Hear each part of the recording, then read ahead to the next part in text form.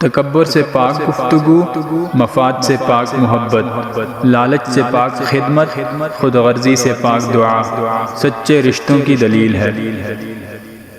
ہر چیز کا صدقہ ہوتا ہے اور عقل کا صدقہ یہ ہے کہ جاہل کی بات سن کر برداشت کی جائے۔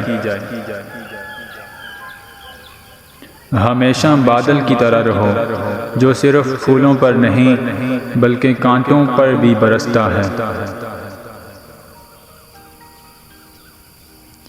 خود کا دوسروں کے ساتھ مقابلہ کرنا چھوڑ دیں۔ سورج ہو یا چاند اپنے اپنے وقت پہ چمکتے ہیں۔ ایسی خوشی سے بچو جو دوسروں کو دکھ دینے سے حاصل ہوتی ہو۔ اپنی زبان کو کسی کے عیب سے آلودہ نہ کرے، کیونکہ عیب تمہارے بھی ہیں اور زبانیں لوگوں کی